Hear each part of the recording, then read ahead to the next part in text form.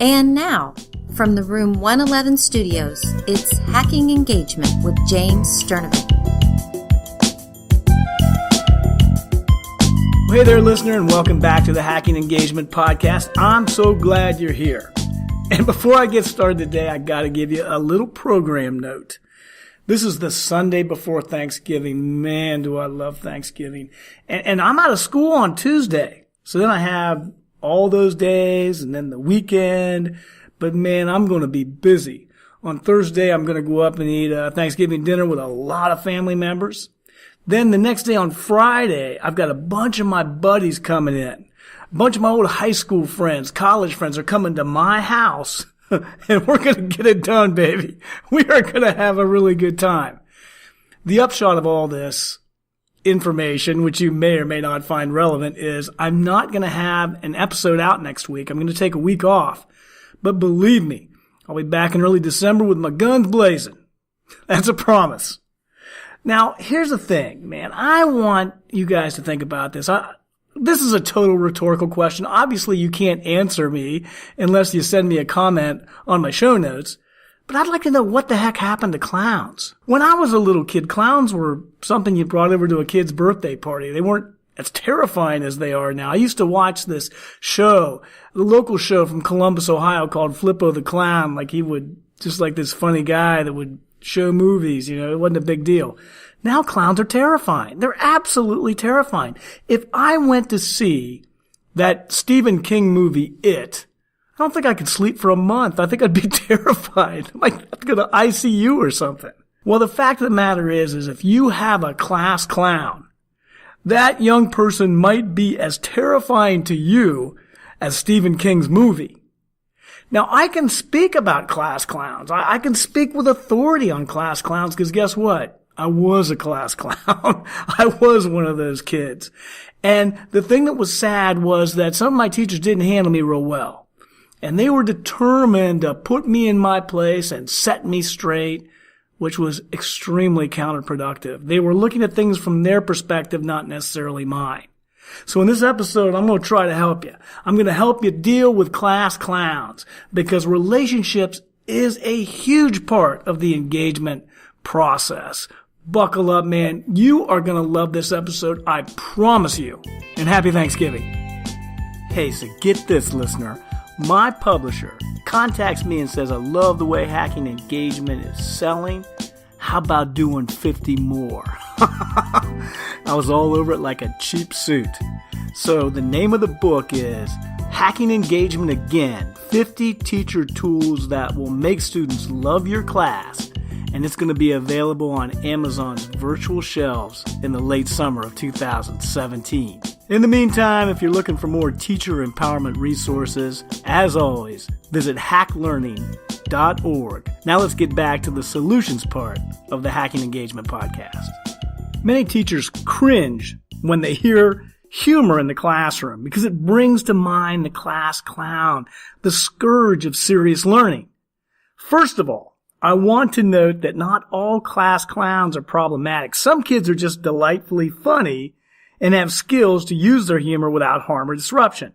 However, there are class clowns that seem to be the scourge because teachers just don't know how to deal with them. In the past, many class clowns may have faced frightening consequences. Man, when I was young, if you were a class clown, they would take you to the principal's office and whack you. But regardless of the consequences, guess what? There were still a lot of class clowns. So a lot of people sometimes say, well, what we need to do is we need to start whacking those kids. But you know what? We had a lot of class clowns back when I was in school, and sometimes I faced that consequence. So regardless of the consequence, every school has class clowns. It's not acceptable to violate the Geneva Convention. So let's explore a better way to live with a class clown and hopefully help that class clown grow in the process. Now, teaching's a tough existence, particularly when you're at odds with your kids. Let's learn how to get clowns on our side. Learn to welcome them, appreciate their humor, and keep them from disrupting or dismantling classroom plans and relationships. I'm going to share some tips that I've learned from working on this challenge of class clowns, and I've had a lot of success doing it. The most effective way to manage a class clown is to connect with them. Education would be a dull enterprise without their humor. Embrace that they exist and try to get them on your side. You will elevate and enjoy the use of humor significantly when you connect with and manage your class clowns. So how do you do it? As with other discipline challenges, you set expectations, anticipate problems, strive for consistency, follow through with consequences when needed, and constantly work at relationships with the class clown. That's the key. The better you connect, the more of a joy and asset his or her humor will be in your class. I've found that when it comes to issues of classroom management, so much of it is anticipating problems, and then you can figure out a proper response. That's been true in almost every relationship I've ever had, whether it be with a romantic partner, a child, or my students in class.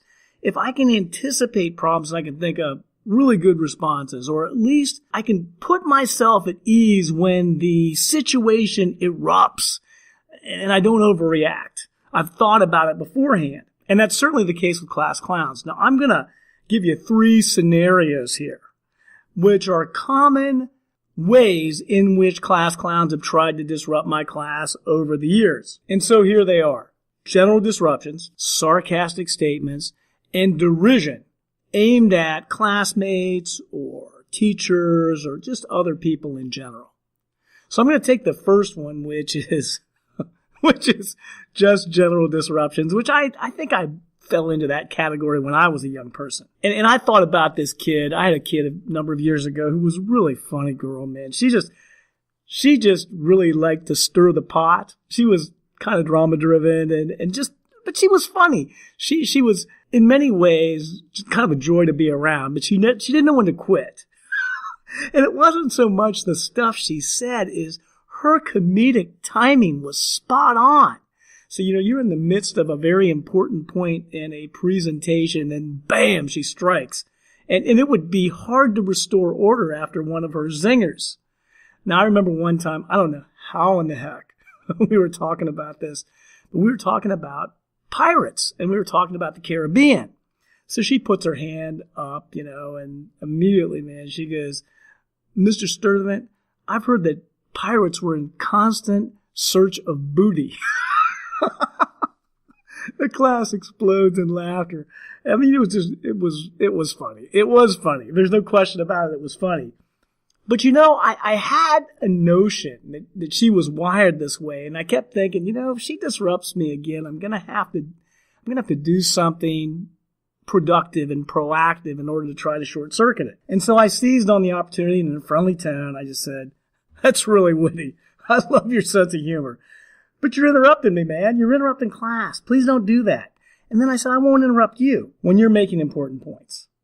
I affirmed her, but at the same time, I communicated expectations.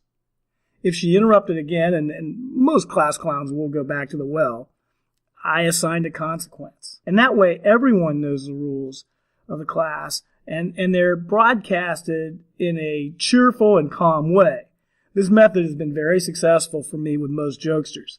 Anticipating situations and creating a plan and then keeping your cool. The next is sarcasm. Sarcasm is one of those things that I talked about extensively in episode 81. It's not a pet peeve. It's one of those fascinating things about human interaction that I like to seize upon and analyze. And so sarcastic students I've always enjoyed because I like getting to the root of what motivates them. So I had a kid in class, pretty sarcastic kid, and the principal came on and made an important announcement.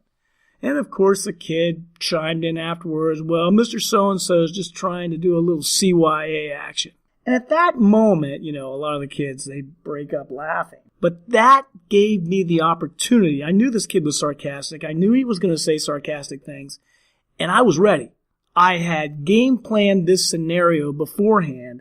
And so I launched into this interesting monologue about sarcasm, which mirrors pretty much what I said in episode 81. I talked about how ultimately you're trying to put somebody down. You're trying to elevate yourself at someone else's expense. And so I gave him props, talked about how it's an advanced sense of humor tactic, However, it has its place. So once again, I was prepared for the statement and then used it as a teachable moment to talk about utilizing humor in an effective way, but also classroom policies. And the final thing is derision. And this is one that's a little trickier. And it's also one that's more frustrating for me.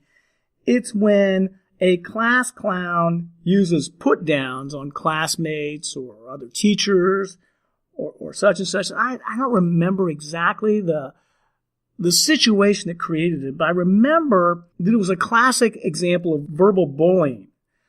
A classmate who answers a question on a frequent basis or offers an observation, and this class clown says, Mr. Sturdivant, the only reason she knows the answer is because she is a nerd and she has no life. Well, you know something? Here's the thing that's tricky about this one. That girl thought that was funny. The girl that was the target of that derision thought it was funny. The other people in class thought it was funny. The person who said it, he was friends with her.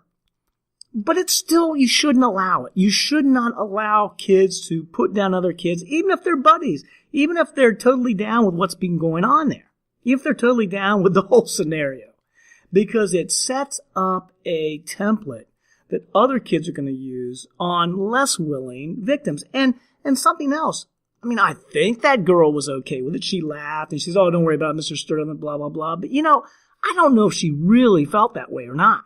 So derision is one of those things that you should try to nip in the bud and be prepared for it to happen. And in this case, I just said, so-and-so, I've always been impressed with how observant you are. I'm also taken by your sense of humor. You say really funny things, but that last comment, it was abusive. It's not a comment that I'm going to tolerate. And even though the girl was like, Mr. Sturdivant, don't worry about it. You need to come down on that comment, and you have to use some professional judgment here. You might have to get an administrator involved in a situation like that. You might have to take it further. You might have to have further discussions with that young person. Abusive comments towards other people, even if they're receptive to those things, should be off limits. And you should anticipate those situations. Now, I've given you 3 examples of when you had to call a class clown out for their behavior. But once you do that, that's when the work begins. Look for any opportunity to have a positive interaction with that young person, that class clown. He uses humor in positive ways. Be very responsive. I mean, I love to say things like, man, you cracked me up, or that's a perfect use of humor. I'm on board with that. I applaud that. And not just in classroom. Try to interact with that kid on a regular basis about non-academic things, just to build a relationship with them like you would build a relationship with any other kid. Once you establish a solid relationship with a prankster, their efforts to sabotage your classroom will diminish. They'll stop looking at you like an adversary and feel free to express their humor in appropriate ways. When they start sharing jokes with you before and after class, you, my friend, have struck gold. So here we are at the What You Can Do Tomorrow section. And you need to practice anticipation. It's like the Carly Simon song, Anticipation. That's the second time I've sang that song on this podcast. That's awesome, man. Okay, so I want you to make a list of kids in your classroom that you consider to be class clowns. Kids capable of doing the things that I talked about in today's program. And then I also want you to game plan some ideas on how you would handle general disruptions, sarcastic statements, or derisive statements towards classmates. How would you respond to those statements? And if you anticipate those statements, you're going to have a much more effective response, and you're going to be a lot calmer if you can think about what you're going to do before you're faced with it. Finally, I want you to think about some of those class clowns and how you can engineer some social interactions with those kids that have nothing to do with your class. And don't be upset if they're standoffish to you, if they're coy to you. Relationships are a long game. They take time. You put your ego aside and just keep working on it. Just by reaching out to them, I believe you're going to take a step in the right direction. Relationships with kids are an essential part of student engagement. You can get away with mistakes if you have a relationship with kids. You can take a dull lesson and make it explode with engagement if you have those relationships. And a key thing is to bond with those class clowns. You bond with those and they're going to bring humor into your classroom in an appropriate way. Good luck tomorrow engaging your kids, and good luck at Thanksgiving dinner. Show notes for this episode can be found at jamesallensturdivant.com. If you enjoy Hacking Engagement, please subscribe, rate, and review us on iTunes.